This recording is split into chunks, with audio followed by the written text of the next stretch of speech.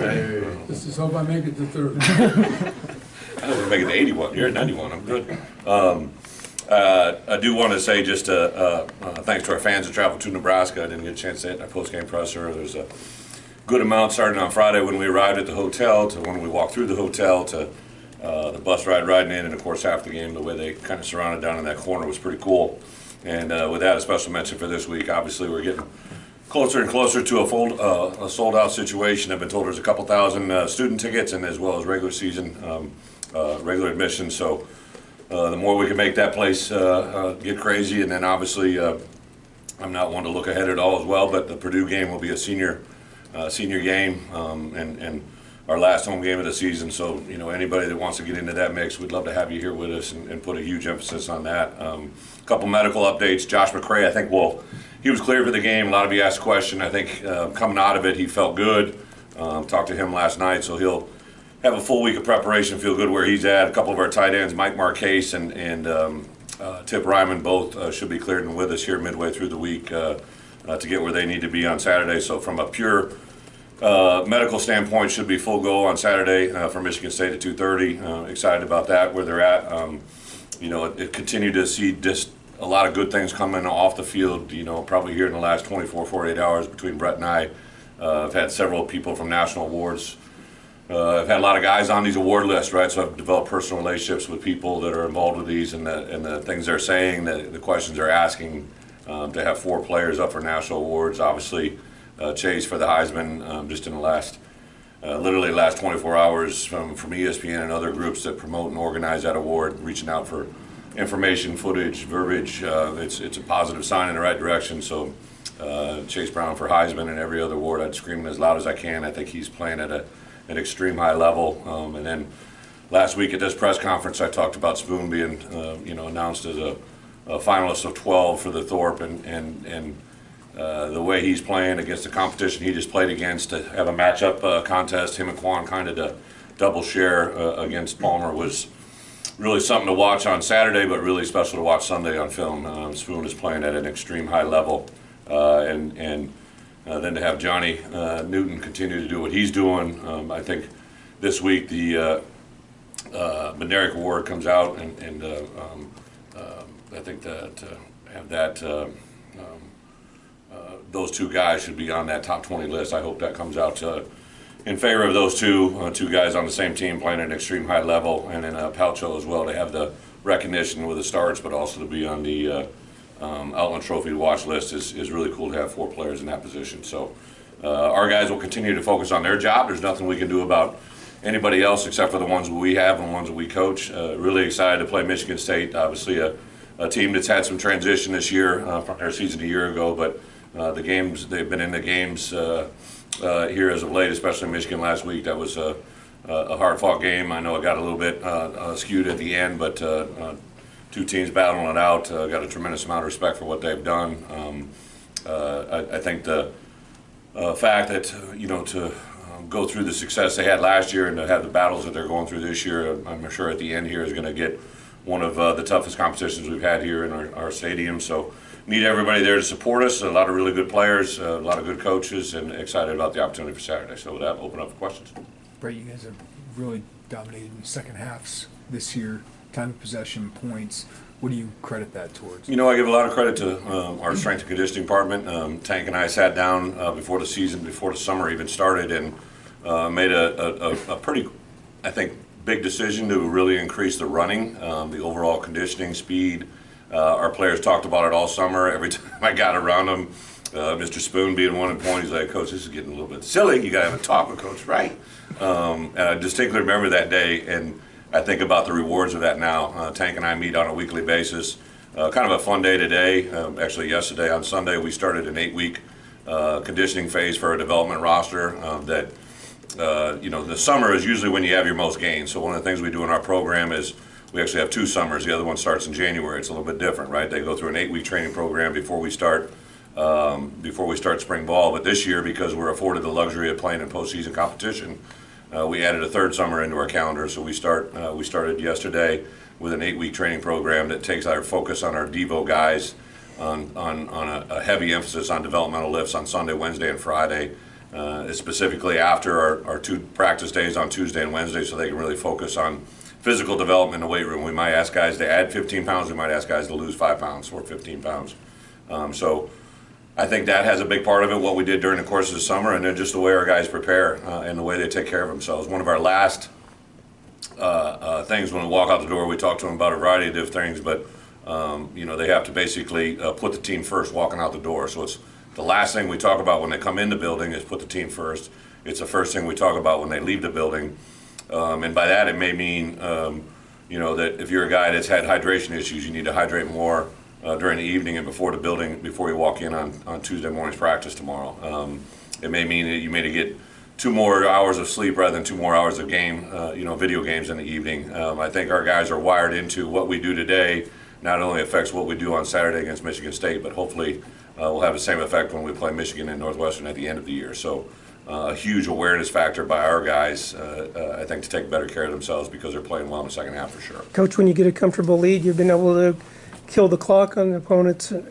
Is there a point in the game where you have that conversation with Coach Lundy and give him your guidance on maybe slowing things down a little bit and running some clock? Well, it comes up in every game when you're ahead, right? Like, you know, I watched a game unfold Thursday night with a very good friend of mine, Dave Dorn, is the head coach at NC State, and I flipped on the game, and I believe the game might have been 21-3 or something like that at the time, and they came back and won it 22-21, and there's a saying that I preach about all the time to our players, right? More games are lost than won, and I think for me as a coach, I've learned early on in my career that there's a lot of times where games could be won, but instead they're lost from critical errors, coaching mistakes, game management, and I really think that for me, I would say, you know, in this game in particular, after we got a 14-point lead, I felt fairly comfortable that they weren't going to get 2 scores on our defense. So we may talk, you know, in generalities about slowing down the clock.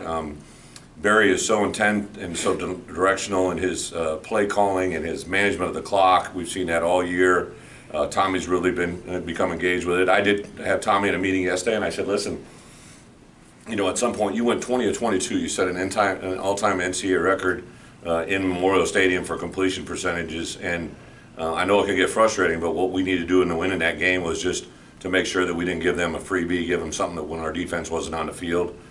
So the recipe against Nebraska might be totally different than it will be against a future opponent or what has been in the past. There probably are some similarities between the way this game ended and kind of the Minnesota game. I felt at the Minnesota game, once we were up a couple scores, I really didn't feel that our defense was going to allow them to do that, and we manipulated our offense that way. So every game's a little bit different. We're, you know, statistically where we are offensively, one stat jumped out to me, Bret shared with me that a year ago we were like 124th in completion percentage in the country. This week we're number 1 in the country. I mean, that's 124 spots, right? Like, that doesn't just happen by chance. That's deliberate.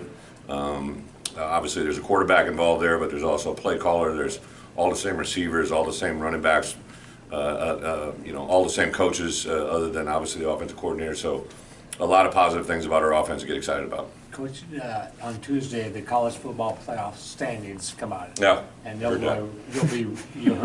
probably be ranked for the first time here. What's that mean to you, program-wise, for the staff, the coaches? What's it mean? For me, it's awesome, right? But I think what it's great for is the University of Illinois. I think it's great for our fan base. You know, for Josh, for the people that have been here through all that stuff, for our players.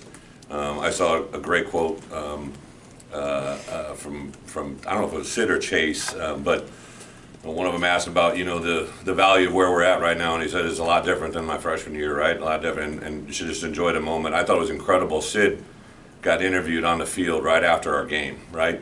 So here's a guy that just had 2 passes picked off, played a pretty complete game, and the reporter asked him, you know, what it would mean to win the Big Ten West, and he said, our work's not done. We still have a lot of football in front of us. And it just goes to show the demeanor of our football team. I think our team will be enjoyed being talked about, and it'll be awesome to speak of it, right? But listen, we're into Michigan State. We're into you know, what we can do. We want to play Michigan State as strong as we can play them, right? And let the cards fold as they are, and then we'll get into another game week preparation here against Purdue. But I get the question. I think it's awesome. But again, it's just part of the process of what we're on. It's 6 o'clock, I think, tomorrow night. Will you take the second to watch or no? No, I mean, I won't watch, but I'm sure I'll find out. Like, Brett literally updates me in a minute on anything that we need, and I'm sure that with the anticipation of that, they'll have something prepared for me to send out, right? Like whatever we're ranked at. The only derivative of that is recruiting. It really, truly is. Wherever we're ranked tomorrow night, hopefully is just a start of where we're going to be ranked. It's a great part to be a part of, but by no means is it the end. And so Tuesday night is a big recruiting night for me. I'll definitely, at 7:30, 8 o'clock, I usually sit down with Pat Hamilton and we go through whatever host of players we're projecting for next year's roster. I'll go through and watch them all, and that's what I do on Tuesdays. Would you like a 12-team playoff this year? You want to talk about the playoffs, I take it. I'm curious. I think anything that incorporates as many good teams to play in the college football playoffs is a good thing. I remember when they first started coming out, I think of my 7 seasons as a head football coach at the University of Wisconsin, I had a news outlet reach out to me and said that, 3, probably 4 of my teams that I was a head coach of might have made the playoffs, right? And I mean, that didn't do me any good, right? But I think the fact that it's being written about your program and the dividends of that is worth its weight in gold. Kind of along those lines with Sid, it seems like we hear your guys talk in a lot of the same ways and in the same terms that you talk, and they talk about the coaching. How do you feel like you guys, as a coaching staff, got that buy-in so quickly to the level that you have it at?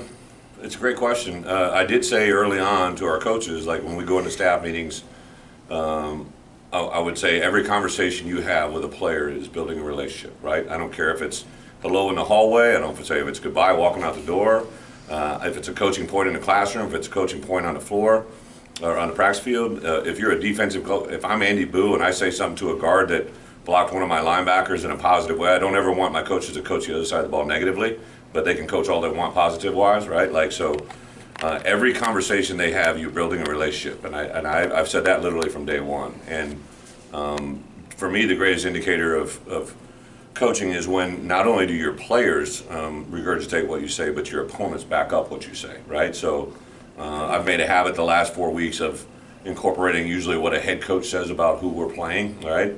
They'll say this about us, or they'll say this about the way we play, and then it's even verified further by what they say on Sunday. So I might be odd in that regard, but Brett literally sends me the conversation or the media quotes from our players, coaches, and players to kind of help me build those things. And then I'm not kidding. I was sitting there Sunday night or Saturday night.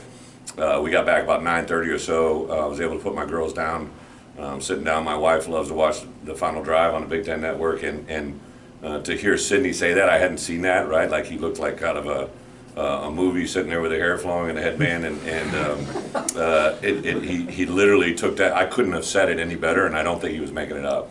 And then just the added verbiage on top of that, I saw where Ryan Walters said that when he first met him, he didn't know if he was a yoga instructor. Like, I thought that was just priceless. I think our people are having fun with one another.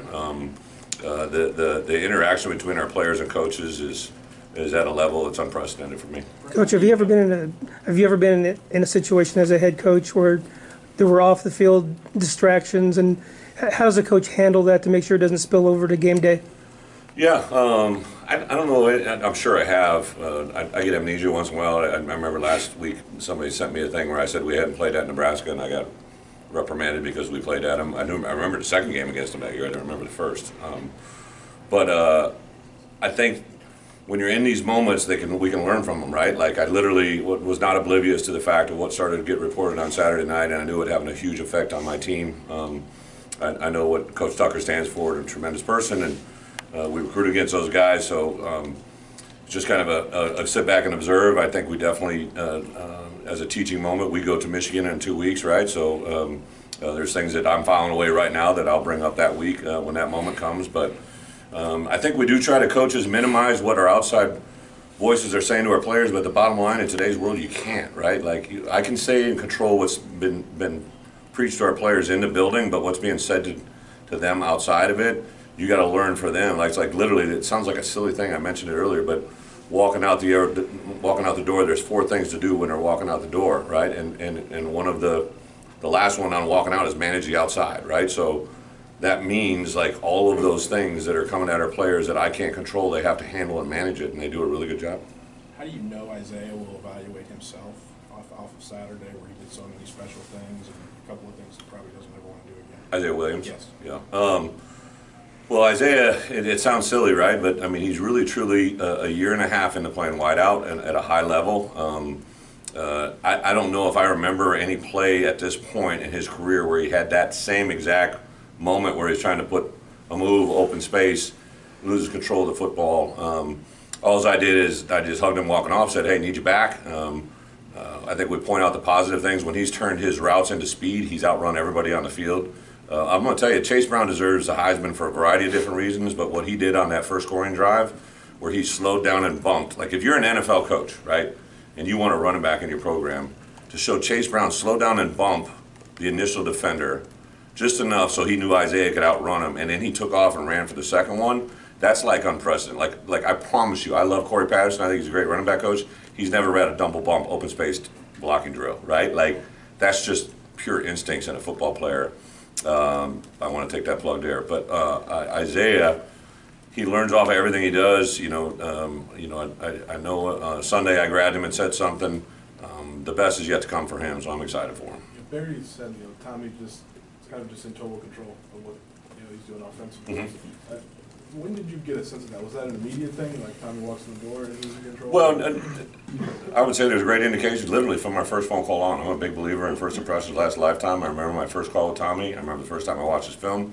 I remember our first practice together. I remember being in his home for the first time.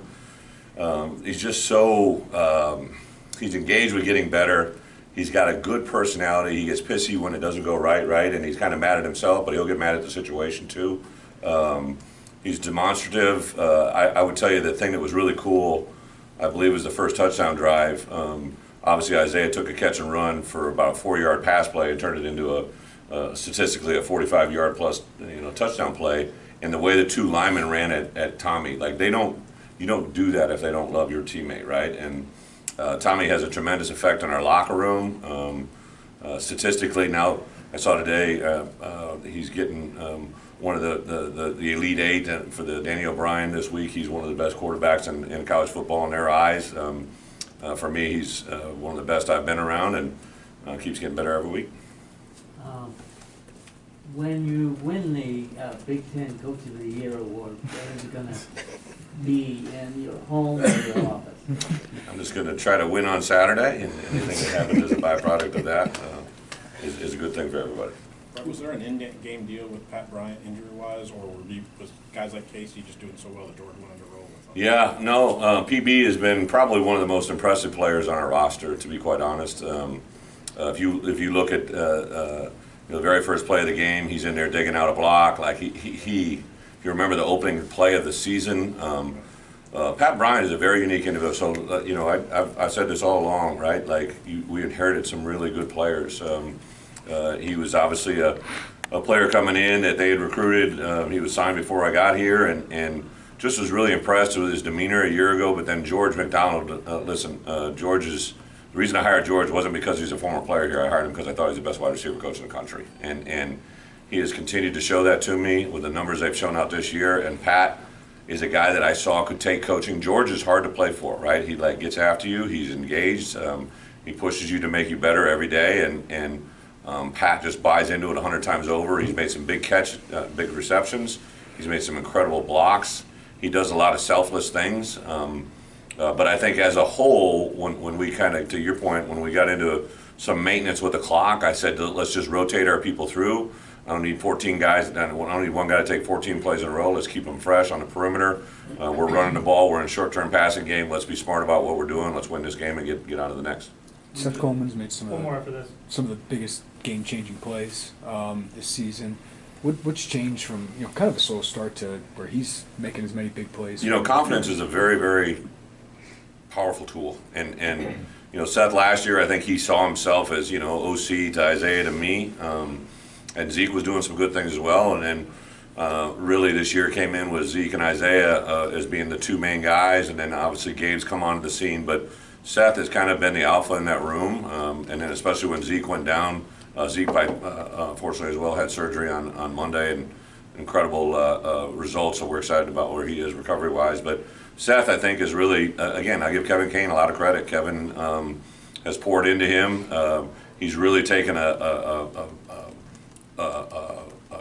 leadership role over Gabe, and really Alec. Alec's the next most played outside backer, and Seth's kind of the old head in the room, even though he's kind of a young player. He's been engaged. He's super intelligent. He has really good length. He has good sudden burst. There's a little play, and it's not a little play. It's a game that kind of almost changed the game. So when their quarterback got hurt, he was on a loop stunt inside. So when we're rushing the passer, if a quarterback's throwing the ball right-handed, right, he can throw here, he can throw there, he can throw over here. You do what we call mirror the throwing hand or match the hand.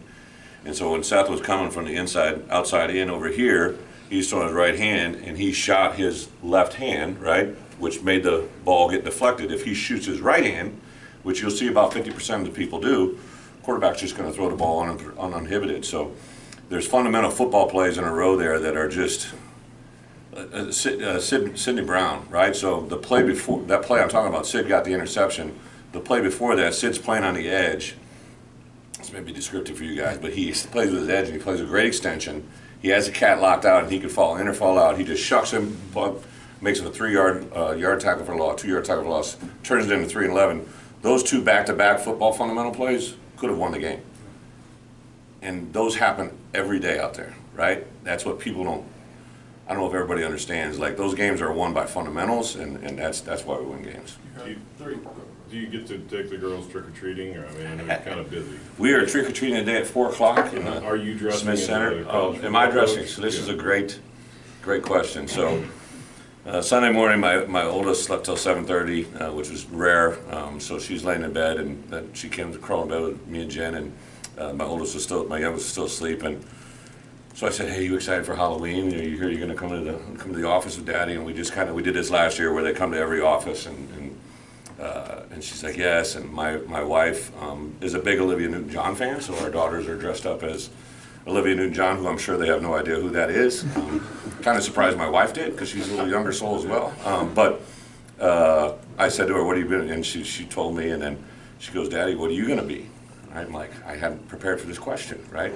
I mean, you're ready for your guys' questions, but I wasn't ready for this one. I said, "Well, Daddy doesn't really dress up. I'm at work." And she goes, I'm like, "Who should I be?" And she said, "I think you should be Uncle Mark," which she means is Mark Torsani, who's our chief of staff. And I loved it because Mark is her godfather, and it kind of gave me a moment because they spent a lot of time with Mark and Tara, and their kids are the same age. And the best was my wife started to laugh, and I started laughing. I go, "How would I dress like Uncle Mark?" And she didn't have that figured out. She just knew that was the person that I should dress up as. So that's why I rank in my daughter's eyes. I should dress up as our chief of staff. You had Sid and Quan in the victory formation. Yeah. Obviously, this is a schematic thing if something goes awry, but Yeah. why? Where did that come from to kind of? That's a great question. So sometimes you see these byproducts of are great storylines for you guys that I have no intentions of writing for you, right? But like, I did make a point the week before in Minnesota. We had Isaiah back there. So if you remember our very first game against Wyoming, we were at the end of the game, and I just didn't think we were at this status a year ago. But one of the things I've always believed in is having our best player. That if something happens, if things go sideways, that guy has to make the tackle, right? That's why it's called a victory formation. That's why that person's in that position. So I threw Bailey in at the end of the game, and it was kind of everybody made light of it, and I'd kind of had it on my back burner. We hadn't used a victory formation. I saw Isaiah, so I said from this point forward, I told my coaches in front of the team, I said I want our best defensive player to be the dot of the formation. So we put Sid in there. Barry put Sid in there. He checked with me. I said, "Yeah, let's put Sid." Well, Quan took that as a diss against him, so I'm like, "Quan, you can go on the second play," right? And then literally right behind him up comes Kendall Smith. He's like, I'm going. I'm like, "Bro, there's only 2 snaps." And I've been a head coach for a long time. I've never had that same thing. Usually whoever you assign to it, they just went out there. But like, it just, in a microcosm, it did 2 things. First, it put Sid and Chase Brown on the field at the same time, which had never happened, which I thought was really cool. I didn't have intention to do that. But it also showed me a great deal about here's 3 guys that are, as a sign of respect, wanted to be in that position, right? And I'm going to definitely make a play off that for my entire coaching career. And I say this all the time. I learn more from my players than I could possibly learn from anybody else. And those 3 guys just taught me a lot. Thanks, Jeff. Yep.